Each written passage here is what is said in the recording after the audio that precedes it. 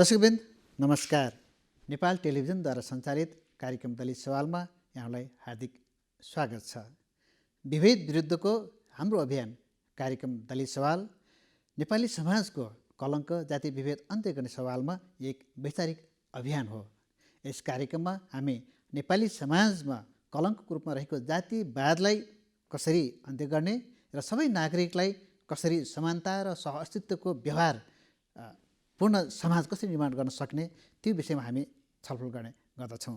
आजको कार्यक्रममा हामीले यो सरकारको 3 वर्षको कार्यकाल र दलित सवालको सम्बोधन विषयमा छलफल गर्न गइरहेका छौँ।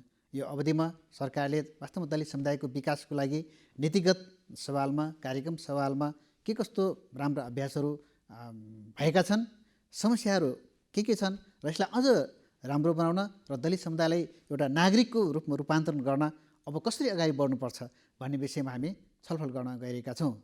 त यो विषयमा छलफल गर्न हामीले स्टुडियोमा निम्त्याएका छौँ राष्ट्रिय न्यायिक प्रतिष्ठानका सदस्य अधिवक्ता भोजमान लामगादे र अनुसन्धानकर्ता तथा लेखक रिता शाहज्यू, यहाँहरू दुवैजनालाई कार्यक्रममा स्वागत छ। हस्, धन्यवाद।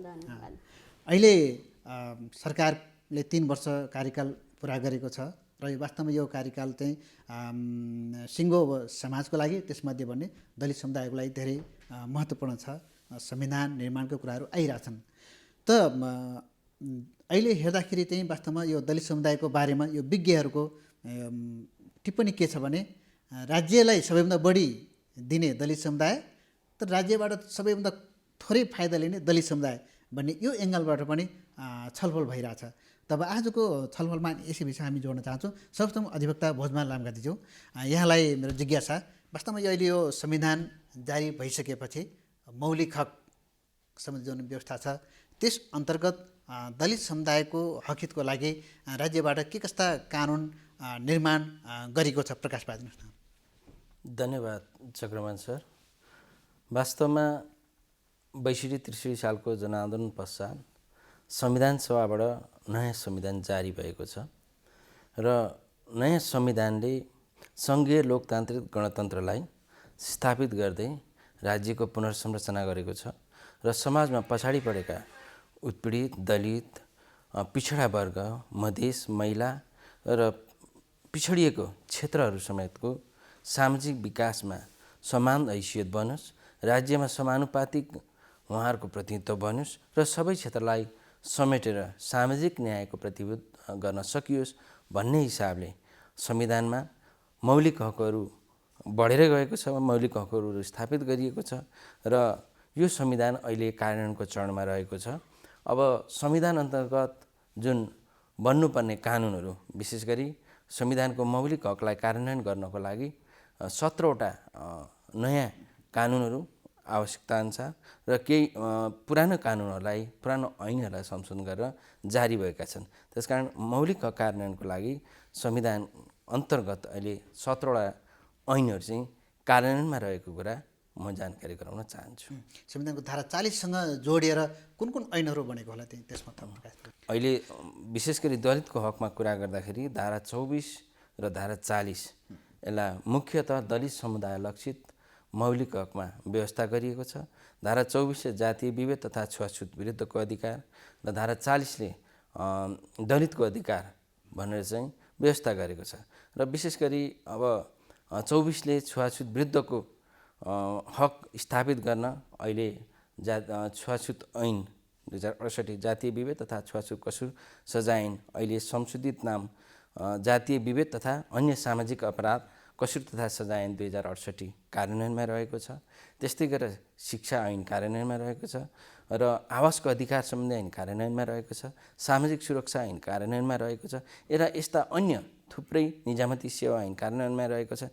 थुप्रै ऐनहरू कार्यान्वयनमा रहेका छन् र तर ती कार्यान्वयनको प्रभाव कस्तो रह्यो भन्ने चाहिँ अब हामीले समीक्षा गर्दै जानु आवश्यक छ भन्ने लाग्छ। लेखक तथा अनुसन्धानकर्ता रिता शाहज्यू, अब यहाँले भन्दाखेरि अब सरकारको 3 वर्षीय कार्यकाल र विशेष गरेर आज दलित महिलाको, होइन, दलित महिलामध्ये पनि आज मधेसका दलित महिलाको हकितको सवालमा उनीहरूलाई सशक्त गर्ने सवालमा सरकारको काम कुराहरूलाई यहाँले कसरी हेर्नु भएको छ? सङ्घीय सरकार, प्रदेश सरकार, स्थानीय सरकारको काम कुरा बजेटलाई हेर्दाखेरि 3 वर्षको जुन सरकारको अवधि भइसक्यो त्यसमा चाहिँ उहाँ सरले पनि धेरै कुरा भन्नुभयो। सबभन्दा पहिला त संविधानकै कुरा गर्नुभयो, जसमा चाहिँ मौलिक हकमा दलितको हक छ, छुवाछुत सम्बन्धी हक छ र त्यो सँगसँगै चाहिँ विभिन्न कानुनहरू पनि बनेको छ। म यसलाई चाहिँ 3वटा भागमा चाहिँ विभाजन गरेर विश्लेषण गर्न चाहन्छु। एउटा चाहिँ संवैधानिक र राजनीतिक अधिकार, अर्को चाहिँ आर्थिक अधिकार र तेस्रो चाहिँ सामाजिक र सांस्कृतिक अधिकार। र यो तीनटै कुरामा चाहिँ हेर्दाखेरि हामी कहाँ चाहिँ थुप्रै ऐन कानुनहरू दलित समुदायको हक हितमा, त्यसमा पनि विशेष गरेर महिलाको हक हितमा चाहिँ धेरै ऐन कानुनहरू बनेको छ। अब राजनीतिक हिसाबले कुरा गर्दाखेरि अहिले सङ्घीय संरचनामा पनि महिलालाई 33% को जुन के अरे कोटा छ होइन, त्यसमा सुनिश्चित गरेको छ। हजुर, त्यसमा पनि दलित महिला पर्छ होइन। त्यस्तै चाहिँ प्रदेशमा पनि 40% महिला छ, त्यहाँ पनि दलित महिलाहरूको उपस्थिति छ। त्यस्तै स्थानीय तहमा कुरा गर्दाखेरि नेपालमा पहिलोपल्ट एकदमै नयाँ चाहिँ दलित महिलाको हकमा चाहिँ एकदमै नयाँ व्यवस्था भएको छ। जस्तै वडा स्तरमा एउटा वडा अध्यक्ष हुन्छ अनि 4वटा चाहिँ सदस्य हुन्छ। त्यो 4वटा मध्ये 2टा महिला सदस्य र त्यो 2 मध्ये एउटा दलित तथा अल्पसङ्ख्यक महिला हुनुपर्ने भने अनिवार्य व्यवस्था गरेको छ। जसको परिणाम के भयो भने स्थानीय तहको निर्वाचनको परिणाम हामी हेऱ्यौँ भने धेरै दलित महिलाहरूको चाहिँ राजनीतिमा उपस्थिति भएको छ र सङ्घीय तहमा पनि दलित महिलाहरू पहिलाको तुलनामा चाहिँ उनीहरूको प्रतिनिधित्व बढेको छ, प्रदेशमा पनि प्रतिनिधित्व बढेको छ। यो चाहिँ राजनीतिक कुरा भयो। र जहाँसम्म यो बजेटको कुरा गर्दाखेरि दलितको हक हितमा पनि धेरै कार्यक्रमहरू बजेटहरू चाहिँ निर्माण भएको छ। र म यहाँ चाहिँ के पनि जोड्न चाहन्छु भने प्रदेश नम्बर 2, किनभने यहाँले चाहिँ मधेसी दलित समुदायको चाहिँ बढी के अरे जनसङ्ख्या प्रदेश नम्बर 2मा छ र प्रदेश नम्बर 2 सरकारले चाहिँ एउटा दुईटा चाहिँ एकदम राम्रो कामहरू गरेको छ। त्यो राम्रो काम के छ भने एउटा दलित सशक्तिकरण ऐन छ र त्यो दलित सशक्तिकरण ऐनमा 3-4वटा कुराहरू छ दलितको हक हितमा एकदमै राम्रो कुरा। र त्यो के छ भने प्रदेश स्तरमा निजामती के अरे क्षेत्रमा 17.2% चाहिँ दलित समुदायलाई चाहिँ आरक्षण दिएको छ र त्यो 17.2%मा चाहिँ 50% दलित महिलाको लागि छ। त्यस्तै चाहिँ प्रहरी सेवामा पनि यो व्यवस्था छ र यो सँगसँगै चाहिँ त्यहाँ छात्रवृत्तिको पनि व्यवस्था छ। जस्तै के अरे प्राथमिक स्तरदेखि उनीहरू उच्च शिक्षासम्म पनि छात्रवृत्तिको व्यवस्था छ। त्यस्तै प्राविधिक लाइनमा जस्तै डक्टर, इन्जिनियर उनीहरू पढ्न चाहन्छ भने उच्च शिक्षामा पनि उनीहरूको व्यवस्था गरेको छ। त्यस्तै चाहिँ गम्भीर खालको यदि बिरामी कुनै दलित समुदायको व्यक्तिहरू परेको छ भने त्यसको लागि पनि व्यवस्था छ र त्यो सँगसँगै चाहिँ धेरै बजेटहरू पनि छुट्याएको छ। अब अधिवक्ता भुजमल लामगढज्यू, यहाँले चाहिँ अब जुन कानुनको व्यवस्था कुरा राख्नु भएको छ, वास्तवमा दलित समुदायको राज्यमा पहुँचको लागि संविधानको धारा 41 लाई सबै दलितहरूले चाहिँ महत्त्वपूर्ण रूपमा हेरेका छन्। यो संविधानको धारा 41 जसमा चाहिँ राज्यका हरेक निकायमा दलित समुदायको प्रतिनिधित्वको हक भनेर उल्लेख गरेको व्यवस्था छ। यो व्यवस्था चाहिँ कतिको कार्यान्वयन भएको यहाँले पाउनु भएको छ? कस्तो छ कार्यान्वयनको अवस्था? अहिलेसम्म सरकारले दलितहरूलाई होइन मुख्य देखिने पदमा कहाँ नियुक्ति गरेको छ? राजनीतिक नियुक्तिहरू के छ? संविधानको धारा 41 को कन्सेप्ट के हो भने राज्यका सबै निकायमा दलित समुदायको समानुपातिक सहभागिताको सिद्धान्तको आधारमा सहभागिताको हक सुनिश्चित गरेको छ। यसको मतलब समानुपातिक सहभागिताको हक भनेको के हो भने मैले बुझेअनुसार उनीहरूको जनसङ्ख्याको आधारमा राज्यका निकायहरूमा सहभागिता अथवा को कुरा यसले उल्लेख गरेको छ। यो मौलिक हकमै उल्लेख गरिएको विषय हो। तर त्यस अनुपातमा हामीले हेर्ने हो भने हाम्रो अहिले विघटित प्रतिनिधि सभा, राष्ट्रिय सभा, त्यसपछि प्रदेश तल प्रदेश सभाहरूमा त्यस अनुपातमा चाहिँ सहभागिता देखिँदैन। त्यस अनुपातमा राजनीतिक दलहरूले सहभागिता गराउन सकेको अवस्था छैन।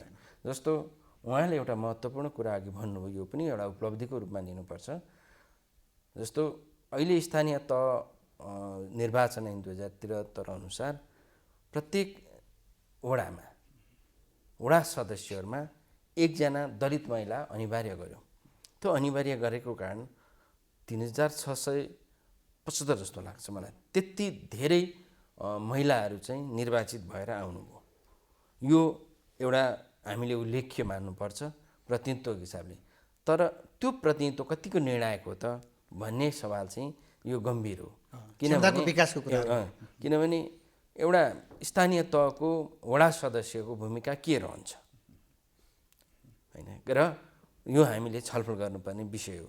त्यस्तै गरेर अब समानुपातिक सहभागिताको कुरा गरिएको छ। विघटित प्रतिनिधि सभामा लगभग 7% जस्तो लाग्छ, 7% प्रतिनिधित्व थियो हैन। संविधान जनसङ्ख्या चाहिँ 13% हो, जनसङ्ख्या 13%, तर प्रतिनिधित्व 7%। अब यो समानुपातिक भयो कि भएन भन्ने कुरा हामीले विश्लेषण गर्नुपर्छ, हामीले छलफल गर्नुपर्छ। त्यस्तै प्रदेश सभाको स्थिति पनि त्यस्तै छ। प्रदेश सभामा पनि जम्मा 6% यो समुदायको प्रदेश सभामा उपस्थित छ। अब जनसङ्ख्याको हिसाबमा हेर्नुहोस्, अझ 2 नम्बरको जनसङ्ख्याको हिसाबमा हेर्नुहोस्, त्यो कतिको न्यायसङ्गत छ। त्यो हामीले संविधानमा धारा 40को 1 मा उल्लेख गर्नु अनुसार समानुपातिक सहभागिता भयो कि भएन भन्ने कुरा हामी आफैले विश्लेषण गर्न सक्छौँ। त्यसकारण हामीले कानुन बनाएका छौँ, संविधान बनाएका छौँ, तर कार्यान्वयनमा हामी कहीँ कतै चुक्दै गइरहेको अवस्था छ। यसलाई व्यावहारिक संविधानको व्यावहारिक कार्यान्वयनमा आम नेपाल सरकार, नागरिक समाज, विशेष गरी प्रदेश र स्थानीय सरकार आम लाग्न जरुरी छ। अधिवक्ताज्यूलाई मेरो अर्को जिज्ञासा, जस्तो अब यो दलितहरूलाई राज्यले अहिलेसम्म खालि प्रतिनिधित्व भने चाहिँ राष्ट्रिय दलित आयोग मात्रै चाहिँ थन्क्याउने जुन परिपाटी देखिएको छ हैन। सरकार यो अहिले वर्तमान नेकपा पार्टी सरकारमा आइसकेपछि 3 वर्षको अवधि थुप्रै राजनीतिक नियुक्ति भएको छन् भने अरू संवैधानिक आयोगहरूमा दलितहरूको उपस्थिति किन हुन सकेन? कहाँनिर ग्याप देख्नुभयो यहाँले? अब कार्यान्वयनतिर जाउँ त अब के गर्नुपर्छ, यसलाई कसरी बुझ्नुपर्छ सरकारले?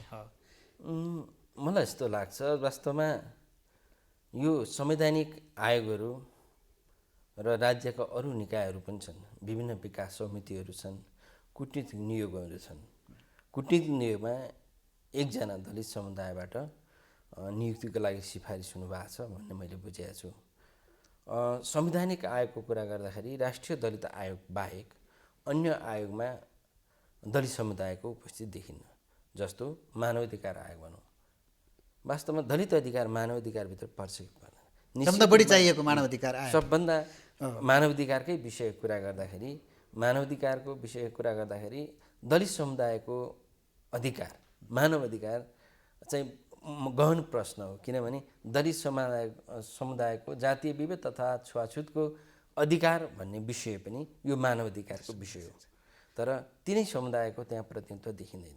हाम्रो मानवाधिकारको जुन सिद्धान्त छ, मानवाधिकार आयोगको गठनको जुन कन्सेप्ट छ, त्यो चाहिँ मल्टिडाइमेन्सनल हुनुपर्छ, सबै वर्ग समुदायको त्यहाँ प्रतिनिधित्व रहनुपर्छ भन्ने मान्यता पनि छ। तर त्यो अनुरूप चाहिँ त्यहाँ न विगतमा भयो न आज हुन सकेको छ। त्यसकारण आगामी दिनमा यी चिजहरू चाहिँ सुधार गर्दै लानुपर्ने देखिन्छ भने अन्य आयोगहरूमा पनि। किनभने यहाँ कस्तो देखिन्छ भन्दाखेरि सहभागिताको अधिकार र प्रतिनिधित्वको अधिकारमा फरक छ। प्रतिनिधित्व देखाउनको प्रतिनिधित्व हो, सहभागिताको अधिकार भनेको त्यहीँ बसेर उसले चाहिँ कार्यकारिणी भएर काम गर्ने कुराहरू भयो। जबसम्म उनीहरूको उपस्थिति त्यो तहमा हुँदैन तबसम्म हामीले सोचेअनुसारको सामाजिक न्यायको अनुभूति हुन सक्दैन र त्यो सुनिश्चितता हुन सक्दैन भन्ने मलाई लाग्छ। रिता शाहजी, अब यो कार्यान्वयनको अवस्था यहाँ कस्तो पाउनु भएको के छ? उहाँ सरको कुराबाट चाहिँ म एकदमै सहमत छु। अब सरले चाहिँ के अरे यो आयोगहरूको कुरा गर्नुभयो र म त्यसमा के पनि थप्न चाहन्छु भने अहिले भर्खरै नियुक्ति भएको दलित आयोगमा दलित समुदायको व्यक्तिहरूलाई चाहिँ नियुक्ति गरिएको छ, तर त्यहाँ एकजना पनि मधेसी दलित परेको छैन। त्यो पनि अब दलित मात्रै भनेर हुँदैन, दलितभित्र पनि विविधता छ। जस्तै पहाडका दलित भयो, मधेसका दलित भयो र नेवार समुदायमा पनि दलित छ र त्यहाँ महिला पनि छ। त्यसले गर्दा त्यो खालि दलित मात्रै भनेर हुँदैन, त्यहाँ कतिको चाहिँ समावेशिता छ। त्यसले गर्दा चाहिँ त्यसरी चाहिँ हामीले विश्लेषण गर्नुपर्ने हुन्छ र मलाई लाग्छ हाम्रो जुन राज्यको निकायमा जसले चाहिँ यस्ता खालको चाहिँ निर्णय गर्नुहुन्छ उहाँहरूले चाहिँ बढी आगामी दिनमा चाहिँ विचार के अरे पुर्याउनु पर्ने कुरा। अर्को कुरा चाहिँ म के पनि यहाँ थप्न चाहन्छु भने जस्तै रोजगारीको हकमा छ कि हरेक निकायमा समानुपातिक प्रतिनिधित्व। म यहाँ चाहिँ निजामती सेवाको थोरै कुरा गर्न चाहन्छु। यो जुन के अरे निजामती सेवामा आरक्षणको व्यवस्था गरेको छ 2064 सालपछि निजामती ऐन संशोधन गरेर आरक्षणको व्यवस्था गरेको छ। त्यहाँ 9% दलित समुदायको लागि आरक्षणको व्यवस्था छ। तर यति 10-12 वर्षसम्मको अभ्यासलाई हामी हेऱ्यौँ भने र त्यहाँ तथ्याङ्क हेऱ्यौँ भने अझै पनि त्यहाँ 1.5% मात्रै दलित समुदायको उपस्थिति छ। त्यहाँ पनि पुरुष कति छ, महिला कति छ, त्यहाँ पनि मधेसका महिला कति छ, मधेसी दलित महिला।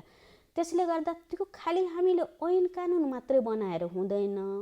त्यो ऐन कानुनको बारेमा कति जानकारी छ, कुन भाषामा जानकारी दिइन्छ, त्यसबारे सचेतना कति छ र शिक्षामा पनि जोड दिनुपर्छ र सँगसँगै चाहिँ सशक्तिकरणमा पनि जोड दिनुपर्छ। अनि मात्रै दलित समुदायको र त्यसमा पनि दलित महिला र विशेष गरेर मधेसका दलित महिलाहरूको मात्रै पहुँच पुग्छ। त्यसले गर्दा चाहिँ ऐन कानुन सँगसँगै त्यहाँ अन्य कुराहरूमा पनि ध्यान दिनुपर्छ जस्तो मलाई लाग्छ। र अघि जुन मैले प्रदेश नम्बर 2 को शिक्षाको कुरा, त्यहाँ बजेट छुट्याएको कुरा मैले भने, त्यहाँ बजेटहरू प्रत्येक वर्ष छुट्याइन्छ के अरे छात्रवृत्तिको लागि। अनि त्यसपछि चाहिँ विभिन्न किसिमका रोगहरू, गम्भीर रोग लाग्यो भने त्यसको लागि पनि बजेटहरू छुट्याइन्छ। तर त्यसको कार्यान्वयन त हामीले हेऱ्यौँ भने त्यो बजेटहरू चाहिँ कामै नगरिकन फ्रिज हुने चाहिँ अवस्था छ। र कतिपय अवस्थामा जस्तै स्वास्थ्यको अवस्थाको कुरा गर्दाखेरि केही अगाडि एउटा रिपोर्ट आएको थियो कि प्रदेश नम्बर 2 मा कसले कसले चाहिँ स्वास्थ्यमा सुविधा लिएको थियो। त्यो पनि यदि हामीले हेऱ्यौँ भने त्यहाँ दलित समुदायको एकदमै न्यून पहुँच छ। त्यहाँ राजनीतिमा प्रभाव हुने व्यक्तिहरूको चाहिँ धेरै नै त्यहाँ उनीहरूले चाहिँ के अरे त्यो सुविधा पाएको छ। त्यसले गर्दा यसको कार्यान्वयनको तह र यसको चाहिँ हामीले तथ्याङ्कहरूको लागि चाहिँ एउटा के अरे अनुसन्धान पनि जरुरी छ। र त्यो अनुसन्धान गरेर हाम्रो नीति निर्माताहरूले आगामी दिनमा यसले कति उपलब्धि प्राप्त गरियो र यहाँ कहाँ कहाँ ग्याप रह्यो र त्यसलाई फुलफिल गर्नको लागि आगामी दिनमा कस्तो रणनीति अपनाउनु पर्छ भन्ने हिसाबले चाहिँ जानुपर्छ जस्तो। अब यहाँहरू दुवैजनालाई संयुक्त प्रश्न, यहाँहरू दुवैजनाको छलफलमा अब कार्यान्वयनमा प्रावधानका कुराहरू राम्रो कुरा, अब समस्या भनेको कार्यान्वयनमै देखियो होइन भने चाहिँ के लाग्छ कार्यान्वयनमा समस्या कहाँनिर हो त होइन? संविधान बनिएको छ, कानुन बनिएको छ, त्यसको कार्यान्वयनमा अब के छ, मान्छेको नियतको समस्या हो कि पार्टीबाटै स्कुलिङमा समस्या हो कि अथवा दलित समुदायले आफैले बार्गेनिङ अथवा माग गर्न नसकेका हो कि के लाग्छ? ल बुझ्न सरबाट सुरु गरौँ। मलाई यस्तो लाग्छ वास्तवमा नीति परिवर्तन हुँदैमा मान्छेको सोच, व्यवहार अनि नियत परिवर्तन भएन भने परिवर्तन, वास्तविक परिवर्तन हामी हेर्न सक्दैनौँ र पाउन सक्दैनौँ। समस्या कहाँ हो भन्दाखेरि हाम्रो सोच परिवर्तनमा पनि समस्या हो कि जस्तो लाग्छ। व्यवहार त सोचले निर्धारण गर्ने हो होइन। अब त्यसो भएको हुँदाखेरि हामीले अब यी नीतिहरू कार्यान्वयन गर्नको लागि हामीसँग नियमन पनि छैन। हेर्नुहोस्, नियमावली बनाएको छैन, एउटा पाटो भयो। तर नियमावली बन्नुपर्छ भनेर नियमन गर्ने कुरा, त्यसलाई चाहिँ फलोअप गर्ने कुरा पनि हामीसँग समस्या छ। यहीँनिर जोडौँ। अहिले यो दलित समुदायको हकको कानुनको कुरा गर्दाखेरि अहिले आलोचना भनेको भनौँ न प्रतिनिधि सभालाई अब संविधानले दिएको हक ऐनले काट्ने होइन, ऐनले दिएको हक चाहिँ नियमले काट्ने, नियमले दिएको हक पनि यो कार्यविधि अथवा नियमनले काट्ने भन्ने जुन आइरहेछ, यो पनि जोड्नुहोस् न, यो किन यस्तो भएको होइन? त्यो त अघि मैले नियमनको कुरा उठाइरहेको थिएँ। नियमन गर्ने कुरामा नीति अघि म्याडमले उठाइराख्नु भएको थियो, अनुसन्धान गर्ने कुरामा त्यो व्यावहारिक त कार्यान्वयन भयो कि भएन भन्ने कुरामा आम नागरिक समाज वाचडगको भूमिका निर्वाह गर्नुपर्छ। सचेत बौद्धिक बुद्धिजीवी वर्गहरूले यसतर्फ हेर्नुपर्छ। जस्तो यहाँले भन्नुभयो संविधानमा दिएको कुरा कानुनले काट्ने, कानुनले भनेको कुरा ऐनले काट्ने, ऐनले नियम निर्देशिका काट्ने, यो सम्भव छैन। संविधान सबभन्दा सर्वोच्च कानुन भएको हुँदाखेरि यसकैमै व्यवस्था छ कि यससँग बाजिएका सबै कानुनहरू चाहिँ बदरभागी हुन्छन्, अल्ट्रा भाइरस हुन्छन्। हामीसँग निकायहरू छन्, त्यसरी बाजिएको नियमावलीहरू, त्यसरी बाजिएका ऐनहरू, त्यसरी बाजिएका निर्देशिकाहरू विरुद्ध हामी सर्वोच्च अदालत जान सक्छौँ। त्यसलाई चाहिँ रिट मार्फत त्यसलाई बदरभागी घोषणा गर्न सक्छौँ। र त्यसतर्फ आम हामी नागरिक समाजहरू जो सचेत बौद्धिक बुद्धिजीवी साथीहरू हुनुहुन्छ यसतर्फ लाग्न जरुरी छ। र अहिले केही त्यस्ता रिटहरू पनि सर्वोच्चमा पढ्दै आएका छन्। भर्खरै पनि मैले सुनेको छु, अघि यहाँले भने जस्तो संवैधानिक आयोगमा चाहिँ नियुक्ति दलित समुदायबाट भएन। किन भएन? भनेर प्रश्न उठेको छ। यो संवैधानिक प्रश्न हो, यो कानुनी प्रश्न हो, यस्तो निराकरण न्यायालयले निश्चय रूपमा गर्ने नै छ। त्यसकारण हामीले ती कानुनहरू यदि त्यसरी संविधानसँग बाजिएका छन्, ऐन संविधानसँग बाजियो, नियमहरू ऐनसँग बाजियो र निर्देशिकाहरू त्यो ऐन अथवा नियमहरूसँग बाजियो भने त्यसका विरुद्ध हामी संविधान अन्तर्गतै रहेर रिटमा जान सक्छौँ र त्यसलाई चाहिँ बदरबाही घोषणा गर्न सक्छौँ। त्यसतर्फ हामी अग्रसर हुनुपर्छ भन्ने मलाई लाग्छ।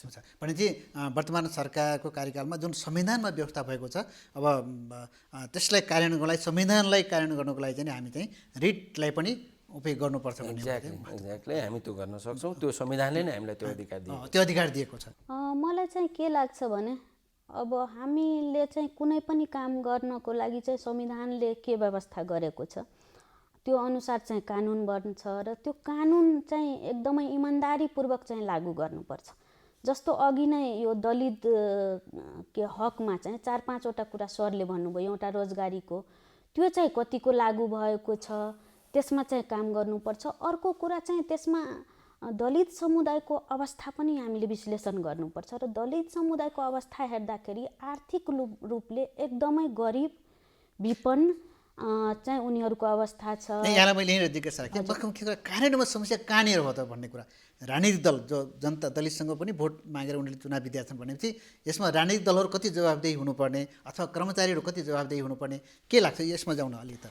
यसमा सबैको जवाबदेहिताको चाहिँ उत्तिकै आवश्यकता छ। राजनीतिक दल, नीति निर्माता, होइन, हाम्रो कर्मचारी तन्त्रहरू, किनभने जातीय छुवाछुत सम्बन्धी ऐन बनेको छ तर कतिको चाहिँ त्यो कार्यान्वयन भएको छ, उनीहरूको नीति नियतहरू चाहिँ कतिको देखिन्छ। जस्तै उदाहरणको लागि रुकुमकै घटना हामी हेरौँ, होइन, त्यो दर्ता गर्नको लागि त्यसलाई चाहिँ न्यायसम्म पहुँच गर्नको लागि कति चाहिँ समस्या पर्यो, त्यो विभिन्न पत्र पत्रिका मार्फत हामीले हेऱ्यौँ। त्यस्तै चाहिँ बाल विवाह चाहिँ एकदमै धेरै हुन्छ दलित समुदायमा। हामीसँग बाल विवाह सम्बन्धी ऐन छ र 2030सम्म बाल विवाह अन्त गर्ने नेपाल सरकारले घोषणा पनि गरेको छ। तर त्यो दलित समुदायलाई कतिको थाहा छ, त्यहाँ कसरी कार्यान्वयन गर्नुपर्छ, त्यो हिसाबको चाहिँ सबैले चाहिँ मलाई लाग्छ नीतिमा मात्रै होइन नियतमा परिवर्तन गर्नुपर्छ। र एउटा म अन्तमा के पनि भन्न चाहन्छु भने हाम्रो राजनीतिक दलहरू जुन छ उहाँहरू चाहिँ ठुल्ठुला आन्दोलन गर्नुहुन्छ राजनीतिक परिवर्तनको लागि, तर हाम्रो समाजभित्र जुन रूपान्तरणको कुरा छ, त्यहाँ सामाजिक न्यायको कुरा छ, त्यो चाहिँ उहाँहरूको मुद्दामा चाहिँ पर्न सकेको छैन। र दलित समुदायको चाहिँ राजनीतिक समस्या, आर्थिक समस्या सँगसँगै एकदमै महत्त्वपूर्ण समस्या चाहिँ सामाजिक समस्या पनि हो। र त्यो के हो भने ऐतिहासिक विभेद र अहिले पनि उनीहरूसँग भेदभाव छुवाछुत गर्छ भनेपछि त्यो कतै न कतै जुन आज उनीहरू एकदमै गरिबीको रेखामुनि छ, उनीहरू शिक्षा प्राप्त गर्न सकेको छैन, उनीहरूको श्रमले चाहिँ बजार पाउन सकेको छैन, जसको कारण उनीहरू आर्थिक रूपले चाहिँ विपन्न भएको छ, त्यो चाहिँ कतै न कतै सामाजिक संरचना, सामाजिक सोच जुन हामी विगतकोदेखि हामीले जुन उनीहरूसँग चाहिँ विभेद गर्दै आएका छौँ त्यो पनि एउटा कारण हो। र मलाई के लाग्छ भने राजनीतिक परिवर्तन सँगसँगै दलित समुदायको चाहिँ त्यो सामाजिक परिवर्तन र सामाजिक सोच र संरचनामा पनि हामीले परिवर्तन ल्याउनुपर्छ र यसको लागि सबै जिम्मेवार छौँ। गैर दलित पनि उत्तिकै जिम्मेवार छ, राजनीतिक दल पनि उत्तिकै, हामी जस्ता अभियन्ताहरूको पनि उत्तिकै चाहिँ दायित्व छ जस्तो मलाई लाग्छ। अधिवक्ता भूतमान यसमा के थप्न चाहनुहुन्छ? अज्ञानता क्षम्य हुँदैन भन्ने कानुनी सिद्धान्त छ, होइन। राज्यले कानुन जारी गर्यो, कानुन सबैले बुझेका छन् भन्ने राज्यले मान्यता राख्छ।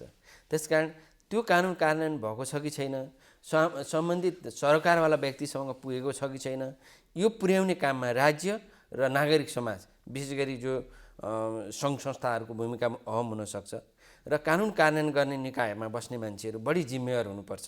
किनभने उहाँहरूको यो प्रमुख हात रहन्छ कानुनलाई कार्यान्वयन गर्ने कुरामा र यसमा उहाँहरूको भूमिका रहन्छ भने नागरिक समाजले ती कानुनहरू कार्यान्वयन भयो कि भएन भन्ने कुरा वाचडगको रूपमा काम गर्नुपर्छ। यदि भएका छैनन् भने त्यसलाई कार्यान्वयन गराउनको लागि थप पहल कदमी गर्ने, अघि मैले भने सर्वोच्च अदालतसम्म पुग्नेसम्म लाग्नुपर्छ भन्ने मलाई लाग्छ। यहाँहरू दुवैजनालाई हाम्रो निमन्त्रणालाई स्वीकारेर आजको कार्यक्रममा उपस्थित भएर आफ्नो महत्त्वपूर्ण विचार राखिदिनु भएकोमा यहाँहरू दुवैजनालाई चाहिँ हार्दिक धन्यवाद, नमस्कार दिन चाहन्छु। हस्, धन्यवाद। हामीलाई पनि यो अवसर दिनुभयो, यसको लागि धेरै धेरै धन्यवाद। धन्यवाद। दर्शकवृन्द, अब हामी कार्यक्रमको अन्त्यमा आइसकेका छौँ। त आजको छलफलको निष्कर्ष के रहेको छ भने संविधान बन्यो, कानुन बन्यो, तर कार्यान्वयन हुन सकिरहेको छैन र त्यसको लागि कार्यान्वयन गर्नको लागि चाहिँ कार्यान्वयन गर्ने तहमा बसेको व्यक्तिले नियत सफा राख्नु पर्यो र विशेष गरेर आजसम्म सामाजिक रूपमा अन्यायमा परेका समुदाय, दलित समुदायलाई छिटो एउटा नागरिकको रूपमा छिटो विकासको मूल प्रवाहमा ल्याउनलाई एकदम न्यायपूर्वक, इमान्दारीपूर्वक कानुन, संविधानलाई कार्यान्वयन गर्न आवश्यक छ भन्ने कुरा आजको हाम्रो छलफलको निष्कर्ष रहेको छ। यस कार्यक्रमलाई यहाँले नेपाल टेलिभिजनको वेबसाइट www.ntv.org.np मा लगइन गरेर हेर्न सक्नुहुन्छ। साथै मोबाइल एप्स र युट्युबमा सर्च गरेर पनि हेर्न सकिन्छ। त आगामी साता सोमबार बेलुकी 6 बजे हाम्रो सरकारको अर्को नयाँ विषय लिएर हामी यहाँहरू समक्ष उपस्थित हुनेछौँ। तबसम्मको लागि कार्यक्रम दलित सवालका सम्पूर्ण युनिट यहाँबाट बिदा चाहन्छौँ। नमस्ते।